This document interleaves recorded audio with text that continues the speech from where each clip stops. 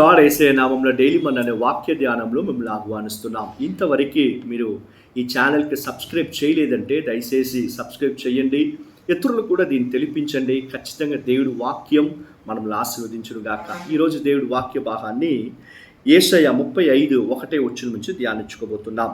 అరణ్యము ఏడిన భూమియు సంతోషించుము, అడవి ఉల్లాసించి కస్తూరి పుష్పం వల్ల పోయును అని ఈ ప్రవక్త అయిన యేషయా రాస్తున్నాడు. చూడండి, ఈ ప్రవక్త యేషయా ఆయన మూలంగా దేవుడు ప్రవచించిన అన్ని కార్యాలు జరుగుతున్నాయంట. ఇంకా అవన్నీ నెరవేరేది మనం చూడొచ్చు.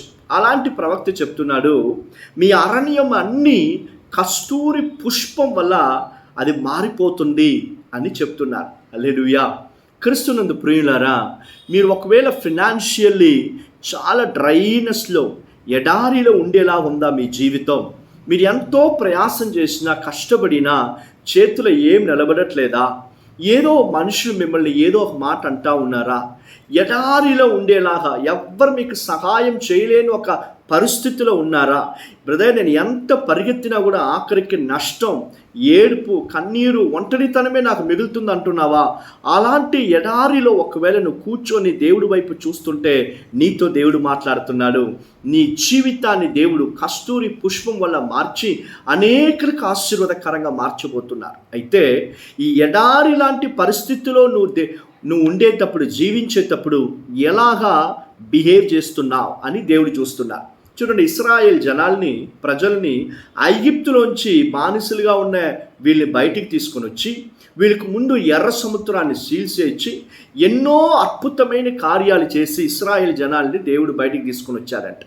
అయితే లేఖలో రాయబడి ఉంది, తినేదానికి మాంసం లేదని చెప్పి దేవుణ్ణి దూషించారంట. వాళ్ళు మాటలన్నీ అవిశ్వాసంగా పలికేదానికి ప్రారంభించారంట. మేము ఐగుప్తులో ఉన్నాయన ఏదో తిని ఉంటామని మోషేని, ఆరోన్ని, వీళ్ళందరిని వాళ్ళు తిట్టేది చూస్తున్నాం. చూడండి, దేవుడికి విరోధంగా వాళ్ళు మాట్లాడుతున్నారు. మీరు ఎడారిలో ఉన్నా దేవుణ్ణి స్తుతించండి. దేవుడు మిమ్మల్ని ఇంతవరకు తీసుకొని వచ్చిన కార్యాలు అనుకొని దేవుడికి సన్నిధిలో స్తోత్రం చెప్పండి. మీరు దేవుడి దగ్గర పొందుకునే మేళ్ళు అనుకొని దేవుడికి మీరు స్తుతించేటప్పుడు మీ ఎడారి అయిన మీ జీవితాన్ని దేవుడు ఆశీర్వాదకరంగా మార్చబోతున్నారు. హల్లెలూయా.